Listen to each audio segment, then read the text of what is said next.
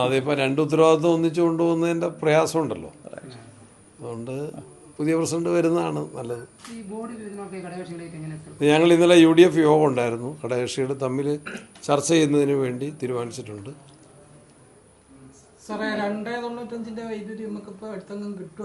ഇല്ല, അത് താമസം വരും. വൈദ്യുതിയുടെ പ്രശ്നത്തിന് പല കാരണങ്ങളുണ്ട്.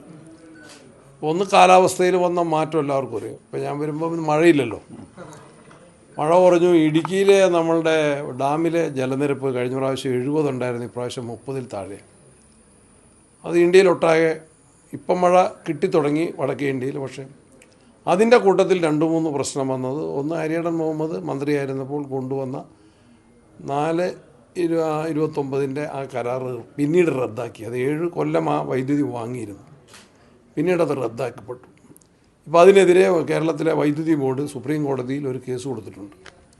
ആ കേസിൽ കപിൽ സിബലിനെയാണ് നമ്മൾ വക്കീലാക്കിയിട്ടുള്ളത്. അദ്ദേഹത്തിൻ്റെ ഒരു പെർ സിറ്റിങ്ങിൻ്റെ ഫീസ് 15 ലക്ഷമാണ്. കൗണ്ടർ മണിയായത് 15 ലക്ഷം. അത് കേസ് ബ്രീഫ് ചെയ്യണമെങ്കിൽ തലേ ദിവസം 2.5 ലക്ഷം കൊടുത്താൽ 10 മിനിറ്റ് കേസ് അദ്ദേഹത്തെ പഠിപ്പിക്കാം. അപ്പോൾ ഒരു ദിവസത്തെ ബ്രീഫിങ്ങിനും സിറ്റിങ്ങിനുമായിട്ട് 17.5 ലക്ഷം രൂപ മുടക്കി ആ പഴയ കരാറ് പുനഃസ്ഥാപിക്കുന്നതിന് വേണ്ടി നമ്മൾ ഫൈറ്റ് ചെയ്തുകൊണ്ടിരിക്കുകയാണ്. പിന്നത്തെ ഒരു കാര്യം, ഏപ്രിൽ മാർച്ച് മാസങ്ങളിലെ വേനൽക്കാലത്ത് വൈദ്യുതി നമ്മൾ കടം വാങ്ങി. ആ കടം വാങ്ങിയത് മറ്റ് സ്റ്റേറ്റുകളിൽ നിന്നാണ്. 530 മെഗാവാട്ട് നമുക്കിപ്പോൾ തിരികെ കൊടുക്കണം. എല്ലാ ദിവസവും 530. നമുക്ക് കുറവ് വരുന്ന ഒരു 400-500 ഇടയ്ക്കാണ് കുറവ് വരുന്നത്.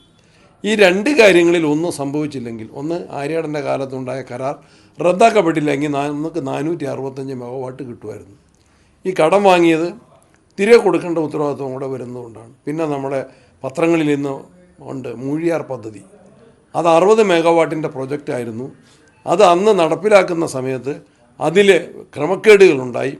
മാതൃഭൂമി പത്രം ഇപ്പോൾ ഫീച്ചർ ചെയ്തുകൊണ്ടിരിക്കുക. 3ാമത്തെ ദിവസമാണ് അതിൻ്റെ അകത്ത് തുടർച്ചയായിട്ട് ആ കാര്യങ്ങളുടെ വാർത്ത വരുന്നത്.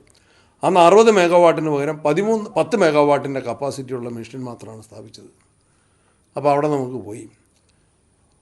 കണ്ണൂർ ജില്ലയിലെ ബാരാപ്പോൾ എൻ്റെ നിയോജകമണ്ഡലത്തിലാണ്, ഇരിട്ടിക്കടുത്ത് യുങ്ങുന്നിലാണ്.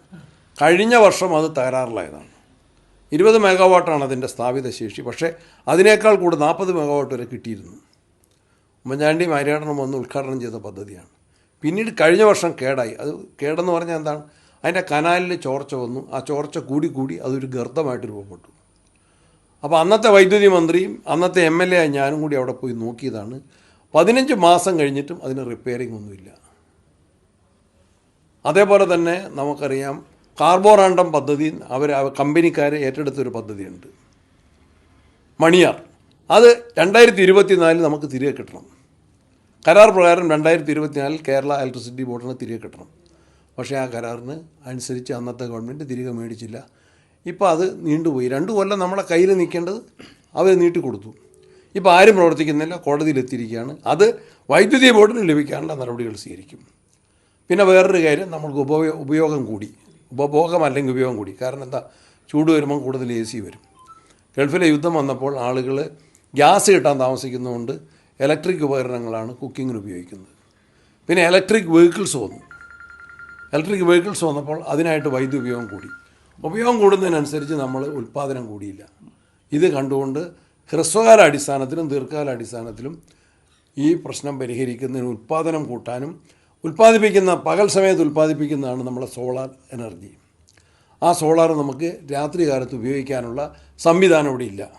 പകൽ സമയത്ത് ഇതിൻ്റെ പൈസ ഒരു യൂണിറ്റിന് 10 പൈസയ്ക്ക് കിട്ടും. രാത്രി അതിൻ്റെ പൈസ 10 രൂപയ്ക്ക് കൊടുത്താലും കിട്ടില്ല. അതാണ് സ്ഥിതി. അപ്പോൾ ഞാൻ മന്ത്രിയായതിനു ശേഷം, ഉത്തരവാദിത്വം വന്നതിന് ശേഷം എല്ലാ ജില്ലകളിലും യാത്ര ചെയ്തു. MLA മാരുടെയും എഞ്ചിനീയർമാരുടെയും യോഗം വിളിച്ചു കൂട്ടി. എല്ലാ വൈദ്യുതി ഓഫീസുകളിലും പോയി. ഇപ്പോൾ അതിനുള്ള സോളാർ വൈദ്യുതി പകൽ ഉൽപ്പാദിപ്പിക്കുന്നത് രാത്രിയിൽ കൂടി സൂക്ഷിക്കാനുള്ള സംവിധാനം, അതിന് പറയുന്ന ബാറ്ററി എനർജി സ്റ്റോറേജാണ്. ആ സംവിധാനം കേരളത്തിൽ നടപ്പിലാക്കാൻ ചില പദ്ധതികൾ തുടങ്ങിയിട്ടുണ്ട്. അത് സമയത്ത് പൂർത്തീകരിക്കാനും ബ്രഹ്മപുരത്ത് ബൃഹത്തായൊരു പദ്ധതി തുടങ്ങുന്നതിനും വേണ്ടിയാണ് ഇപ്പോൾ ആലോചിക്കുന്നത്. അതിന് ഈ ഗവൺമെൻറ് 100 കോടി രൂപ അതിലേക്ക് വെച്ചിട്ട് അത് കമ്മ്യൂണിറ്റി സ്റ്റോറേജ്, ഗ്രാമങ്ങളിലും നഗരങ്ങളിലും അത് സ്റ്റോർ ചെയ്യുന്നതിനുള്ള സംവിധാനവും ആലോചിക്കുന്നുണ്ട്. വൈദ്യുതി ദോഷം നേടുന്ന KSEB അഴിയൂർ ഒരു പുതിയ ഫീഡർ സ്ഥാപിക്കാൻ വേണ്ടി ബഹുമാനായ ശ്രീ മുല്ലപ്പള്ളി രാമചന്ദ്രൻ അദ്ദേഹം എൻ്റെ കയ്യിൽ തന്ന നിവേദനമാണ് എൻ്റെ കയ്യിലുള്ളത്. അത് ഞാൻ വായിച്ചു, അദ്ദേഹം എക്സ്പ്ലെയിൻ ചെയ്തു. ഇത് വളരെ അത്യാവശ്യമാണെന്ന് ശ്രീ മുല്ലപ്പള്ളി പറഞ്ഞാൽ അത് ചെയ്യാൻ ഞാൻ ബാധ്യസ്ഥനാണ്. ഇത് ചെയ്തിരിക്കും. സർ, പിന്നെ വടകരയിൽ ഈ അധ്യാപികമാരെ കുടുങ്ങിയ ഒരു കേസുണ്ടായിരുന്നു, മയക്കുമരുന്ന് കേസ്. അതിൽ യൂത്ത് കോൺഗ്രസ് ഒക്കെ പരാതി കൊടുത്തിട്ടുണ്ട്. BRC-യിലുള്ള പാർട്ടിയുടെ നിലപാട് എന്താ സാർ അതിന്? എങ്ങനെ അത് പാർട്ടിയുള്ള ജനങ്ങളുടെ നിലപാടല്ല, എല്ലാവർക്കും ഒറ്റ നിലപാടല്ലേ ഉള്ളൂ. അങ്ങനെ നല്ല ഞാൻ ഇന്ന് തലശ്ശേരിയിലെ ഒരു സ്കൂളിൻ്റെ 25ാം വാർഷികത്തിൽ പങ്കെടുത്തിട്ടാണ് വരുന്നത്. അധ്യാപകരെ ഏറ്റവും ബഹുമാനിക്കുന്നതാണ് കേരളീയ സമൂഹം.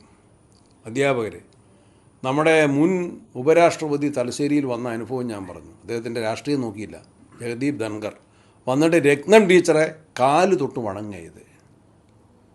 രത്നം ടീച്ചറുടെ കാല് തൊട്ട് വണങ്ങിയായിരുന്നു. 2 വർഷം മുൻപ് ഇന്ത്യയുടെ നാവികസേനയുടെ തലവനായിരുന്ന അഡ്മിറൽ R. ഹരികുമാർ, അവർ തിരുവനന്തപുരത്ത് കാർമൽ സ്കൂളിൽ പഠിച്ചതാണ്. അദ്ദേഹത്തിന് കാർമൽ സ്കൂൾ ഒരു സ്വീകരണം കൊടുത്തു. അവിടെ വന്ന് ആ സ്വീകരണത്തിന് വന്ന ഇന്ത്യയുടെ നാവികസേനയുടെ തലവൻ അഡ്മിറൽ R. ഹരികുമാർ അവിടെ ജമീല ബീവി ടീച്ചറെ കണ്ടിട്ട് ഇതേപോലെ തന്നെ കുനിഞ്ഞ് വണങ്ങി കാൽ തൊട്ട് വന്നിച്ചു. എനിക്കും അങ്ങനൊരു എക്സ്പീരിയൻസ് ഉണ്ട്. എന്നെ പഠിപ്പിച്ച ഉളിക്കൽ സ്കൂളിലെ ഒരു അധ്യാപകനെ ആദരിക്കുന്ന ചടങ്ങിൽ ഞാൻ MLA ആയിരുന്നപ്പോൾ അദ്ദേഹത്തിൻ്റെ കാൽ തൊട്ട് വണങ്ങി. ഞാൻ പ്രധാനമന്ത്രി മൻമോഹൻ സിംഗിനെ സ്വീകരിച്ചിട്ടുണ്ട്, മന്ത്രിമാരെ സ്വീകരിച്ചിട്ടുണ്ട്, മുഖ്യമന്ത്രിമാരെ സ്വീകരിച്ചിട്ടുണ്ട്, വക്കീൽ എന്ന നിലയിൽ ജഡ്ജിമാരെ കണ്ടിട്ടുണ്ട്, സഭാ നേതാക്കന്മാരെ കണ്ടിട്ടുണ്ട്. പക്ഷേ കാൽ തൊട്ട് വണങ്ങിയത് എൻ്റെ അധ്യാപകൻ്റെ മുമ്പിൽ മാത്രമാണ്. കാൽ തൊട്ട് വണങ്ങിയ മഹനീയമായ സംഭവങ്ങൾ, അതിനെ ബഹുമാനത്തോടെ അനുസ്മരിച്ചതും അധ്യാപകരുടെ സംഭവങ്ങളാണ്. പക്ഷേ ഈ ടീച്ചേഴ്സ് ഇങ്ങനെ ചെയ്തത് വേദനിപ്പിക്കുന്ന, വലിയ വേദനയുണ്ടാക്കുന്ന, സമൂഹത്തെ നടുക്കുന്ന ഒരു സംഭവമാണ്. അവർക്കെതിരെ പോലീസ് കേസിൻ്റെ അന്വേഷണം മാത്രമല്ല, ഡിപ്പാർട്ട്മെൻറ്റ് തലത്തിൽ they are unfit to be teachers. അവർ അധ്യാപികമാരാകാൻ അവർ യോഗ്യരല്ല. That's true.